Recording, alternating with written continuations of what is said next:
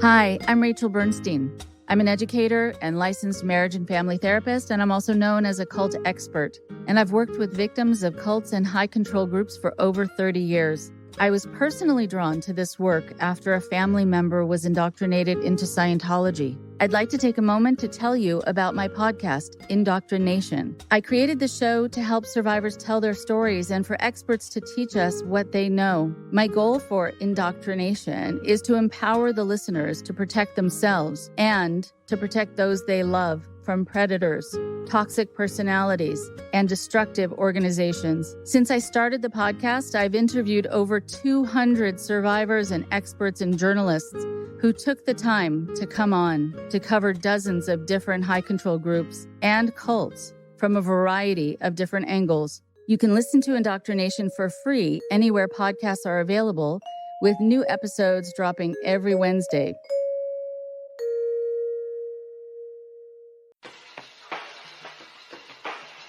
Is it time for a mind shift? If you don't know what that means, then join your host, Dr. Clint Haycock, a former evangelical Christian pastor and Bible college teacher of over 20 years, along the journey of deconstruction and reconstruction of faith, life, religion, and spirituality.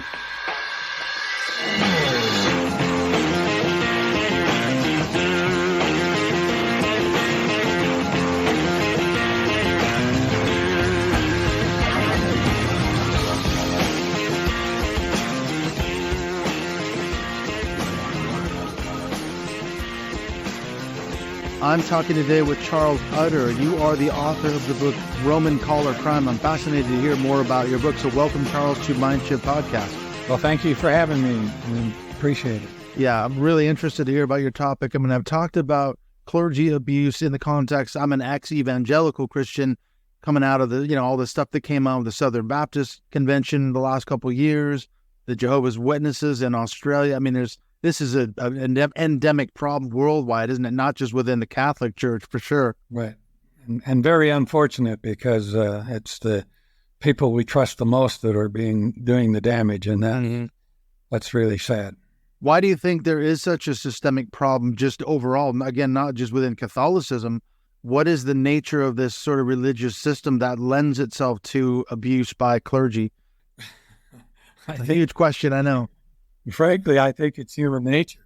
A certain percentage of those who become clergy turn out to be abusers. And, of course, the added information, is the fact that they, as pastors, have unlimited amounts of trust amongst their community. And so it makes them easier, or it makes it easier for them to engage in an abuse. So in other words, it's not really necessarily any different when you look at the broad picture. A certain percentage of human males, I suppose, primarily, are going to act this way. And the fact that their clergy gives them an opportunity to be much more active. In other words, they can get away with it. Yeah. Their victims trust them. And so that's where the real tragedy is, not so much in the numbers, but in the fact that who they are, and the fact that they're abusing their privilege as pastors and clergy. Yeah, they have that sense of authority. And then you combine that with the religious element. They're sort of like a spokesperson for God in a way, aren't they? They're revered. They kind of have a hotline to the divine, as it were. And then there's another element to this whole thing, and that is that oftentimes they're protected by their denomination or by the church. I mean, how many times have we seen, you're talking about the Catholic Church. Within the Catholic Church, a priest will abuse, let's say, children in a parish. It'll start to come to light, and then he'll be moved to another parish in another, maybe 3 states away, or another, town or country or county away.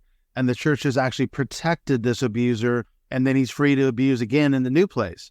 Yeah, well, there's no question about that. That's a real tragedy. I'm most familiar with the Catholic Church, and that certainly is the case. And it was interesting, though, with this particular individual that I wrote about, they didn't transfer him. Oh, really? They just protected him. And he was involved in this for 20 years.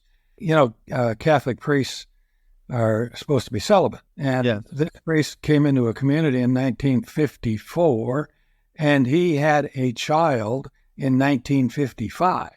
So he had a child a woman that he abused essentially, or had an affair with. Exactly, and it was a high school girl. I mean, she had just graduated from high school. So my God.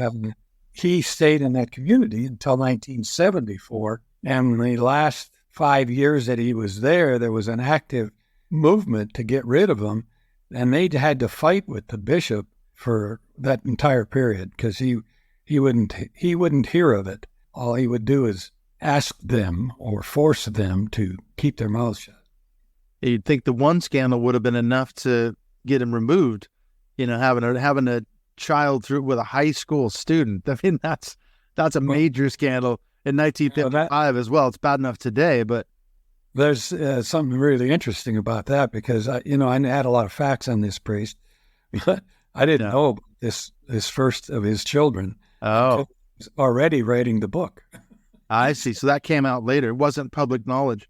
Well, none of this stuff was public knowledge initially. I mean, he went on for years without anybody really knowing what was going on in the community. Yeah, very sly about it. Well, maybe we're kind of getting ahead of ourselves. Let's go through the book. So what's the book about? Take us through the storyline, because you mentioned before we hit record, it's not necessarily a factual book. It is factual in the sense that it's about this particular priest. Where did this take place, and maybe take us through the story? Well, this was another thing that makes it interesting, I think, is that it was in a very small town in North Dakota.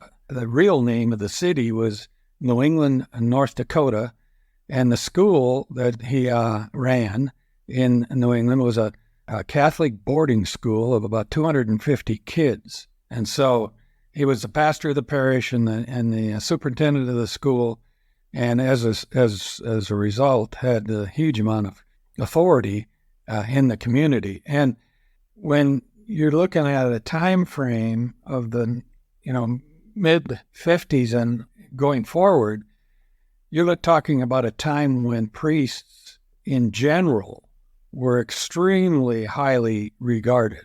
Mm-hmm. In other words, Catholics, and I'm going to speak in terms of Catholics because that's what I know best, Catholics revered their pastors, and you just didn't say anything bad about a priest. Mm-hmm. It wasn't acceptable. And so even if you knew something that he was doing that was immoral, illegal, whatever, abuse, it could be anything. Whatever. You didn't repeat it. And if you did, and of course it's a small town, so the bars were, full on the weekends, and once people had a little alcohol in them, they tended to talk a little bit more freely. Mm. But when they did, they were shut down and forbidden. And in fact, they'd create fights in the bar. Really? Yeah. They felt that strongly about it anyway. Yeah. Even after a few drinks, huh? Yeah, but that's what brought it on. He actually, the interesting thing about that was that he had select people in the community who were working with him. One was his bookkeeper, and a couple of them were uncles of mine who were great supporters of his. And, rigid Catholics. Ironically, it was a great family. I mean, we're talking about my mother's brothers. And I love those guys, but they had this ideal image of the priest, and they were not open to discussion of anything, out of any criticism, anything. Yeah, even the minor criticism. Right, and so it was really kind of sad from that standpoint. But my one uncle he'd be in the bar. He didn't drink as much as others would, but he was the enforcer. When he heard the conversations come up, he would grab these guys and threaten to beat them if they didn't keep their mouths shut. And he would shut them down. Yeah, there were some fights. Yeah. Wow. So they really enabled him. Obviously, they weren't trying to enable his abuse, but in a way, that's what ended up happening from what it sounds like. They're protecting him, and he's then free to go on continuing to abuse and do whatever he was doing. Right, and they very likely didn't believe any of the stories. Oh, sure. Yeah, it was all lies, I'm sure they thought. Yeah. It's a man of God. You can't attack a man of God. That's correct. That's correct. And now, the Catholic Church, of course, has always been one to try to hide these things and just to protect their image. And I guess because, I don't have any knowledge as to why that was, just opinions. When you have an organization that is run exclusively by males, there was likely a high percentage of them that didn't think there was anything really wrong with all of this. It's true. It's a deeply patriarchal system for sure, isn't it? Yeah, exactly. So I don't know if that answers your question, but the way this thing played out was that over time, there were rumors that got out, and the kids were the ones that kind of spread the rumors. My mother would just, slap me down every time I said something, and so I was very careful what I said, but we would talk amongst each other. Sure. And eventually it gets back to the adults, and so there was some rumors going around, and then the assistant pastors that came into the parish and helped with the school began to discover what was going on, and they had the facts. I don't know how much you know about the Catholic Church, but one of the things that is demanded of every Catholic, as in the old days, is weekly confession. Oh, yeah. And so we would religiously go to confession, and of course the women in town knew, based on what they had been told, that birth control was wrong. Yes, that's right. That's a position of the Catholic Church, yeah.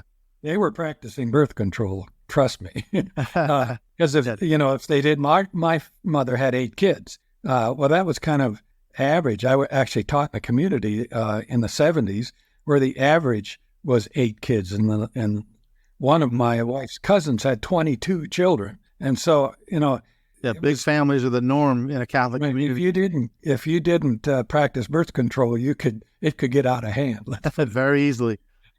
8, 9, 10 kids, 22 kids. Right. So when they confess this sin, of course, the priests are getting to know what's going on. And then in the case of the confessional, if it was a problem with the pastor, they would confess that. And so the assistant pastors would gradually get this information. And so they would go to the bishop. And the very first one that did that happened to be my 9th grade religion teacher, and later on ran the high school that I taught at.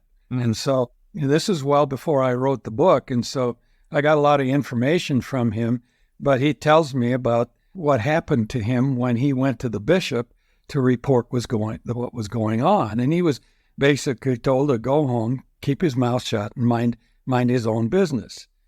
And so this is a similar thing that happened with each of the succeeding assistant pastors that went in. There was 2 more. But the 4th one said to the bishop, "I'm sorry, but I'm not going to let this continue." And so he went back and he organized a group of people in the community to investigate what was going on, listen and gather the stories of all of the victims. And what my sister was one of those people. She had been a senior in high school when he first came into the community. She went to college, came back, married a farmer, and was very active in the school and in the church and in the community, and became a real thorn in his side because she was outraged by what he was doing. But he had a kind of something else up his sleeve, because he was not only an abuser, but he was a thief. Mm. And he was a well-connected thief. One of his friends from college, from graduate school, was the finance chairman at the Archdiocese of Los Angeles, and was connected to Joseph Kennedy, John F. Kennedy's father, right? Who was a really good friend of Pope Pius XII. Oh yeah, they're staunch Catholics, the Kennedys. Yeah, exactly. And so Kennedy was pumping and dumping oil stocks in Alaska in the 50s. And he was passing these trades on to the Archdiocese of Los Angeles, who used the proceeds to literally build the Catholic school system in the Los Angeles Archdiocese. And of course, this priest was a good friend with the finance chairman. So he got the trades too. So what he was able to, slip out of the Sunday offertory, he put into this scheme, and he got rich. It was a fraudulent scheme. And so it wasn't something that was long lasting, but they made a lot of money in a short period of time. And when it was over, by then he was familiar with Joseph Kennedy, and Kennedy decided that he was going to go into the real estate business. I jumped ahead a little bit because the priest took the proceeds and he invested them with G.D. Searle and Company. Mm-hmm. G.D. Searle was the inventor of the birth control pill. Ironic. How ironic. Right. For a good Catholic priest, he's against all forms of contraception. Yes, exactly. But he, because, again, I'm speculating here, but because he knew what was going on in the confessional and how much birth control was going on, natural birth control typically, because there weren't really any alternatives. Mm-hmm. So he was aware of how popular this pill was going to be. And so he actually tripled his money in 3 years at JD. Yeah, he got a jump on the market then, really, didn't he? Yes, he did. So he was using his position as a priest to basically, get this scheme and scam going. Right. So he got out of stocks mostly, but Kennedy went into the real estate business, and his mentors in the real estate business were Catholic priests. The Catholic Church has massive amounts of real estate around the entire world, and so they were kind of experts at, how to buy and sell, and they taught Kennedy, and this priest went right along with them. And when he died, he had 12 hotels and a couple of $1 million in securities. He was worth $25 million in 1984 when he died. That's a lot of money even today. Yeah, well, multiply by 3 or 4 and get today's dollars. So much for the act of not just celibacy, but being poor. The act of being poor in ministry as well. So much for that. He was a multimillionaire.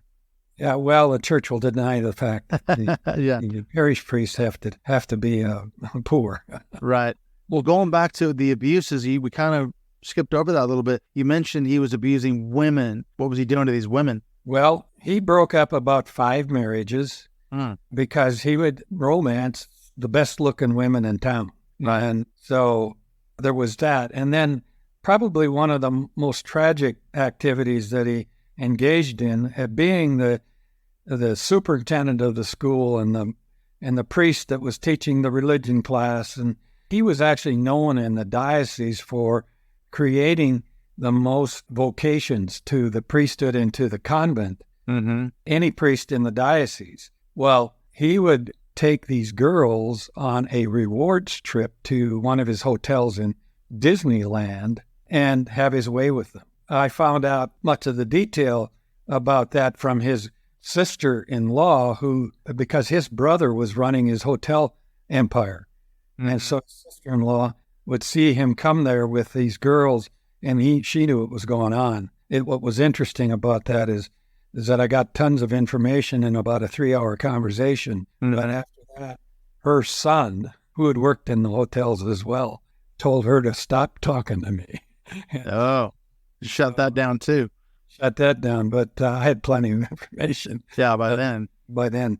And then I talked to at least one of the girls that had the experience. And again, she spoke to me several times and indicated that when she got to the convent, there was at least 5 others that she was aware of that had gone through the same experience that she had. But again, she was so upset about our conversations that she stopped talking as well. Right. In other words, we're talking about the impact on human beings, about things that had happened 30 years ago or more. Yeah, it's very traumatic. Yeah. Yeah, it's obviously traumatic. And so it's still with her. Yeah. Yeah, all those decades later. Right. And so there was a number of other things that my sister knew about. She had guaranteed confidentiality when she heard the stories, so she wasn't able to give me the information. But I used that to, build some of the narrative. Yeah, some of the narrative around it. Hey, I'm Rachel. A few years ago, I stepped away from my religious background. I had a lot of anger and a lot to say about evangelicalism and all the shitty parts of it. So I started a podcast to work through it and to feel less alone. A year into it, I asked my cousin-in-law to join the journey. And I said yes. I'm Molly, co-host to the show. Turns out we had a lot more in common than just being in the same family. We were both raised in evangelical house churches in the 90s and 2000s. Talk about culty. We were homeschooled, culty, and we both left religion behind about 8 years ago. So now we get together every other week and talk about the nitty-gritty that happens when you leave religion. Everything from how to set healthy boundaries with religious family members, theology, hell, heaven, Paul, and how to recognize and heal from religious trauma. This podcast is our healing process, and we're hopeful that sharing our stories, other people's stories, and what we learn along the way may help others heal too. Religion leaves a mark on everyone it touches. Sometimes that mark isn't always positive. Cheers to Leaving is the perfect podcast for anyone who's questioning their faith or looking to connect with others who have been there. You can find our show on Spotify, Apple Podcasts, Google Podcasts, and anywhere else you listen to podcasts. So grab a drink and join us as we say, cheers to leaving.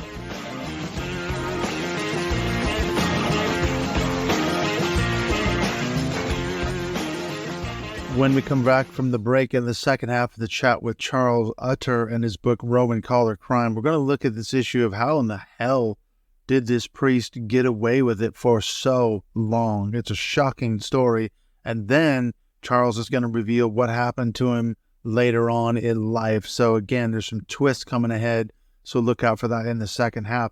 I just wanted to tell you what's coming up here in the next few episodes on the show. We're going to be delving back into the Doug Wilson world. I've got a conversation with Emily Page, who grew up in a Doug Wilson-inspired school environment in Moscow, Idaho. She actually went to Logos School, which, of course, was founded by Doug Wilson. She was sadly sexually abused for years by one of the teachers there, and her story is just, it's heart-wrenching, but at the same time, it's inspiring, too, to know that she not only survived all this horrific abuse, years of it, but now as a survivor, she's come out of the back end, and she is now speaking out, telling her story. So congratulations to Emily. This is an absolutely unbelievable story. That's coming up next here on the show. And then after that, we've got a few more things lined up. We've got a conversation with Jared Stacey. I've mentioned him before. He's actually American, but he's living up in Aberdeen, Scotland, doing a doctorate. We had a long conversation about his doctoral thesis, the subject of which is how conspiracy theories have sort of gone into this whole Trump evangelical world. And we had a really fascinating discussion about that. Although he's still a Christian, he's very much a progressive Christian. So there's a lot of overlap between what we talked about in terms of the Christian right, what's going on in Trump world, the evangelical scene. And then I had a really good conversation the other day with my good friends, David Johnson and Gary Hudson, who, of course, was on the show not too long ago. And David Johnson's the host of the Skeptics and Seekers podcast. We talked about this question that one of our listeners asked: why does Jesus get a free pass when Christians are deconstructing? He's often seen as a wise guru, a good, wise religious teacher. People like Paul end up getting more of the blame for what Christianity has become. But Jesus is seen as this sort of benign figure. We're going to ask that question. And then off the back of that, another question is, could Jesus have been some form of a cult leader? That's a fascinating question. Was he really a good, effective teacher? And we break that down. And then I've got some other stuff coming up in the pipeline. I'm going to be doing another crossover episode, actually two of them. One of them is with Rachel Bernstein of the Indoctrination podcast. We've done this once before, and she's been listening to my series on Doug Wilson. She wanted to dive into that. And then we're going to do one on my show. And then the second one is going to be with the Cheers to Leaving podcast. I'm really excited to be doing both of those crossover episodes.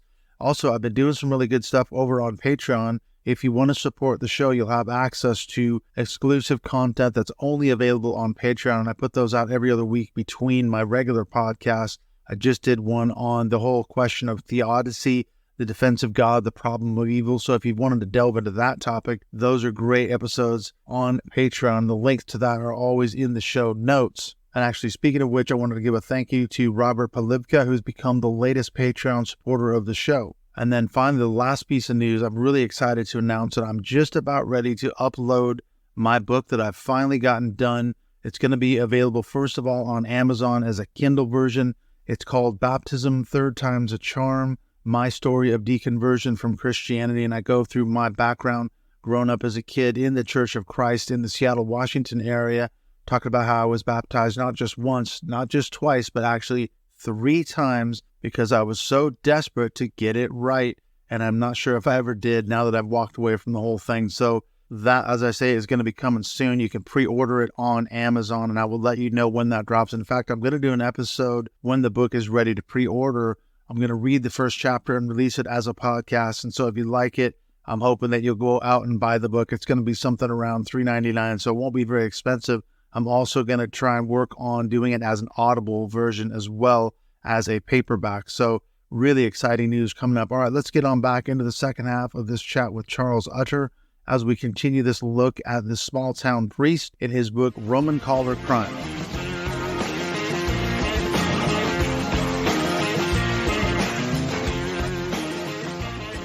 The fact that he was abuser and, in fact, wealthy as well allowed him to stay in the community for 20 years because he was smart. He went out and used his money to hire rock star athletic coaches for the high school.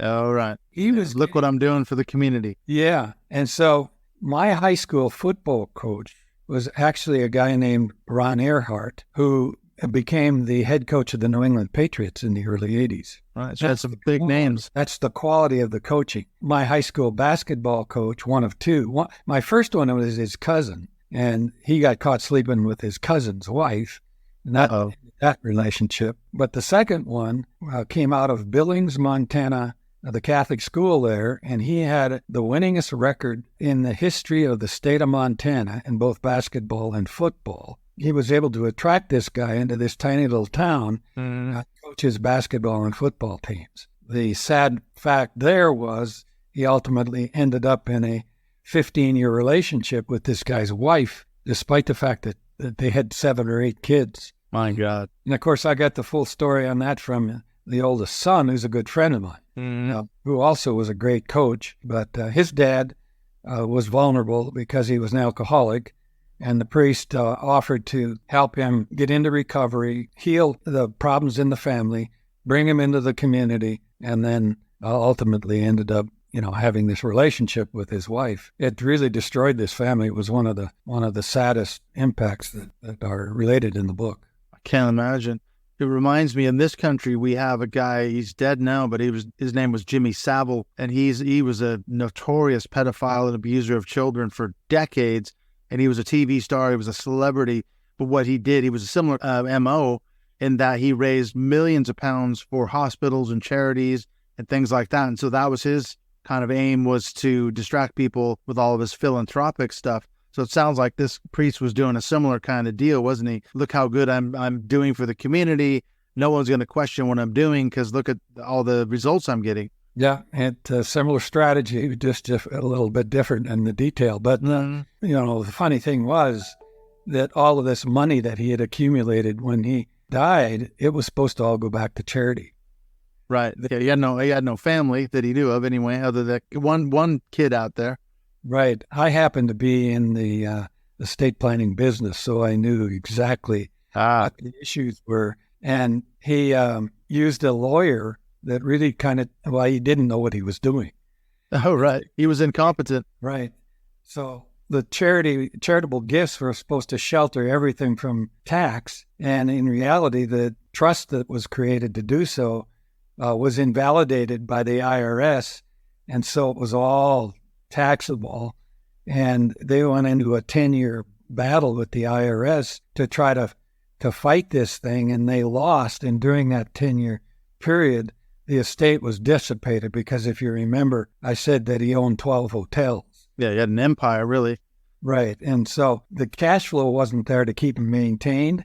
Right. Plus, the timing was such that the economy is in the doldrums, and those values drop independent upon any inability to maintain the property. So it was just magnified the issue, and they lost the entire estate to the IRS. In fact, the tax bill was $18 million, and by the time that they were going to pay the tax, the assets weren't worth $18 million anymore. And the estate is still open. If you go online and Google Eugene Lemire's estate, you'll be able to find out all these details. Oh, right. That was his name, Eugene Lemire. Eugene Lemire's, with an S on it. Oh, I see, Lemire's.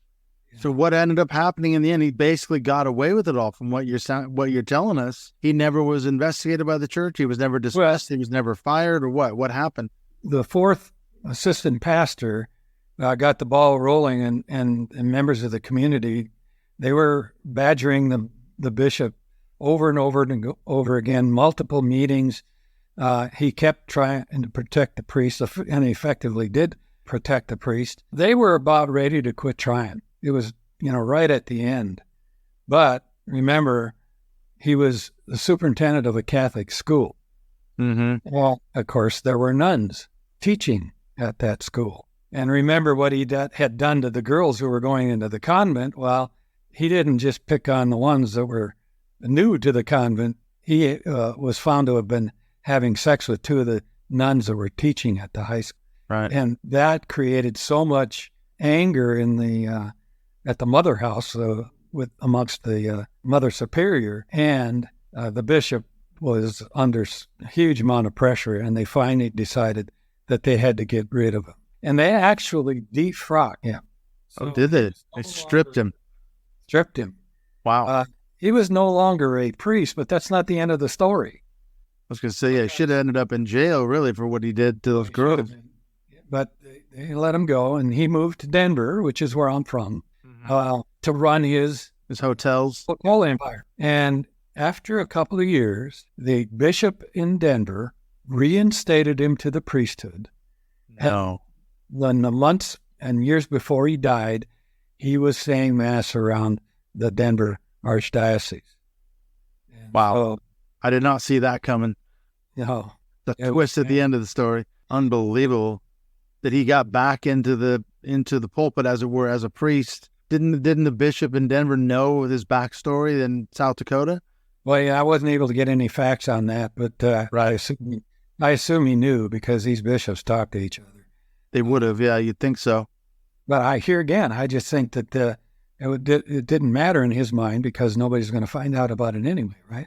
Yeah, he's that couple of states away, and so he can just pick up where he left off.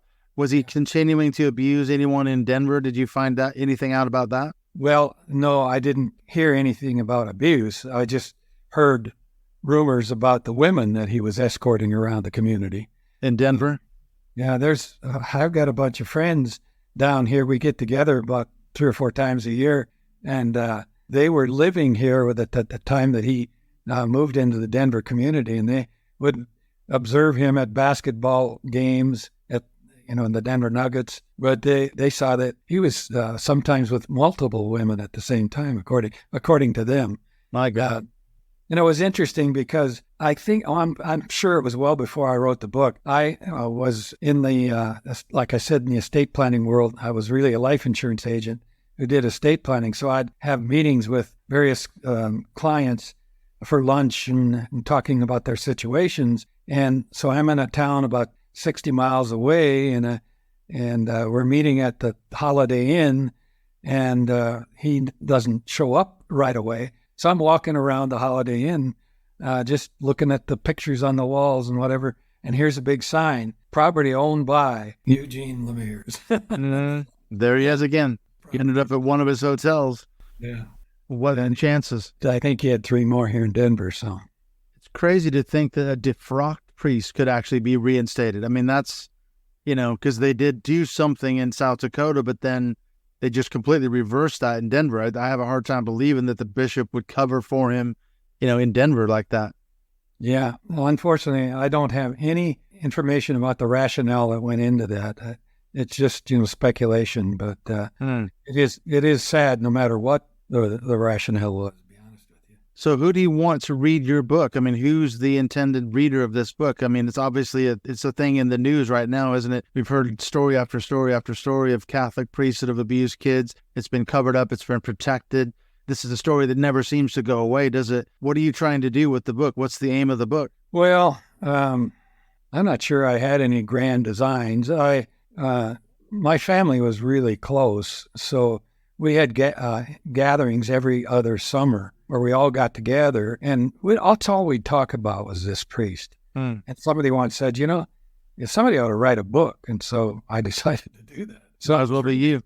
Yeah, it was really kind of out of a need to publicize, I think, more directly we knew had been going on, and primarily because my sister had been so involved. But I also thought that the people who had been victimized would benefit by reading the book. I wasn't the only person. This was Sure. Dozens of people. Yeah. A little bit better that you weren't the only stupid one. That's how people think of themselves. Once they've allowed somebody to take advantage of them, they feel like it's their fault and that they were stupid or whatever. Uh-huh. And so making it obvious that he had so many other victims, I think, was positive. But, I'm still a Catholic. I practice my Catholic religion. Mm-hmm. Not a rigid Catholic like we had in the 1950s, but I still celebrate my religion with the Catholic community. And I think that Catholics need to be sure that they're not being taken advantage of. They have to stop believing that priests are saints. And trust me, there's still a lot of, especially the older ones, who feel that way. Mm-hmm. The church doesn't do anything to disabuse them of that. And so I think it's helpful if they know that these priests are human, and if they get approached by a priest for some sort of illicit activity, they should not feel like they can't resist. Mm-hmm. That because he's a priest, they should keep it quiet and allow him to do what he wants to do. And I think this book could promote that. And the other thing is, this is a very small town. And because of all of the hotels that he had around the country, he was gone a lot. He was having his relations with his girlfriends all over the country. And he could have been abusing hundreds of women. Yeah, you never know the whole story. Yeah. We got the story of our local situation, but this guy was amazing. In fact, one of the things that came up when people started looking into the situation is that the local sheriff or the local cop in town told a story about a phone call that he got one time from the police in Billings, Montana, which is, I don't know if you're familiar with the U.S. Yes, I am. I've been there. Oh, have you? Okay. Yes, I did road trips through. I grew up in the Seattle area. Oh, you did? Okay. Mm-hmm. Yeah, so they called him from Billings, Montana, said they'd picked up this guy that claims to be the pastor in New England, North Dakota, and he's got grocery bags full of cash in his trunk. Okay, as you do. That's how he traveled. Money in the back. The girl that told me about her trip to Disney World, the rewards trip, said that he stopped at restaurants along the way, and whenever he did, open up the trunk, pull out money from his grocery bags full of cash to pay for things. And then after I wrote the book, this is another part of the story that we could talk about, but there was, of course, a public school in town too. Being rigid Catholics, we weren't supposed to associate with those who are non-Catholic. Secular kids. Yeah, so summer times we'd be great friends. Winter times when the school was on, we could talk. You were enemies. They kind of resented that, which, is You can understand that. totally understandable. So they would spy on the priest. And I heard a story about a night when he was seen through the window peeking, undressing a woman and doing his thing in his office. And for some reason, he was able to catch them. Right. And he comes running out of the house, and they take off. But they didn't leave. They just ran far enough so they couldn't see him. And he went into his garage. And I don't know why he did this, whether he suspected that they might have known more than they actually did. But he pulled out he had a safe in there, and he pulled out a cigar box. And they saw him rifling through cash in his cigar box. So he was stashing his cash, that's for sure. Yeah, he had money laying around everywhere. Not just walking around money. He had bags of cash in the trunk of his car. Yeah, and he was very secretive about his investments too, because one of the coaches that I mentioned to you, he would take money, cash that he was given, drive from New England, North Dakota to Minneapolis, Minnesota, and give it to his investment guy. So nothing done on the phone. Right. Everything done in person. And, cash that's about a 600-mile one way. That's a long trip. just to hand over a bag of cash. Yeah. And so you want to take off of the books. Yeah, in a way. Should have been able to talk to his investment guy. Yeah. But, well, you could find out. It's ironic, though, that his estate ended up being basically liquidated in the end, didn't it? yes. Yeah. That's hugely ironic. After all the stuff he did and abused so many people and scammed and ripped off so many people, to end up with nothing in the end is kind of a sad twist to the story at the end of it all. Yes, it is. But a fitting ending in a way. I might not have read the book wrote the book if I had realized that he was giving everything here, if he actually had given everything back to charity, because the school where he stole a lot of the money from was a major beneficiary of his estate, but they never got a penny. Never got a penny. Well, remind us again the name of the book. I know you've got to go.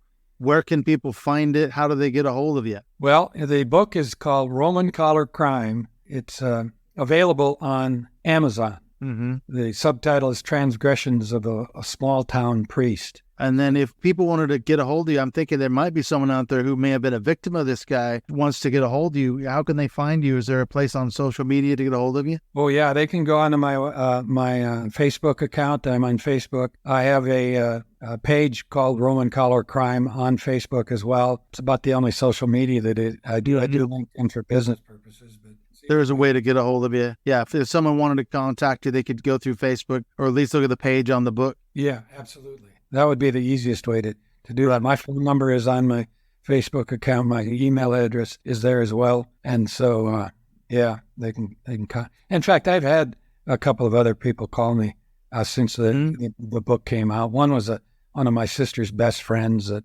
was abused while she was a sophomore in high school. This is really sad stuff. Horrible things, isn't it? Yeah. So this sounds like Amazon's the way to go. If they want to get a hold of you, they can look up your Facebook page. Thank you so much, Charles. Really enjoyed chatting with you. It is an unbelievable story, isn't it? You literally couldn't make this up. Truth is stranger than fiction, isn't it? Absolutely. You just could not imagine. You can't make this up. No, well, you cannot. I wish you all the best with the book. I'm now interested. I want to read it myself, so I may go look it up on Amazon. I'll let you know if I get a hold of it. Well, I appreciate it. And anybody who wants to read the book, I appreciate you as well. You can contact me for bulk purchases because some people are using it with their book clubs. And I'll make sure you get a discount. So. Oh, even better. Well, listen, Charles, I'll let you go. I know you have another thing in a few minutes, but listen, it's been great chatting with you. All the best with the book, and I will speak to you again. Maybe we'll see how things are going. Okay, and thank you very much for having me. Sure appreciate it.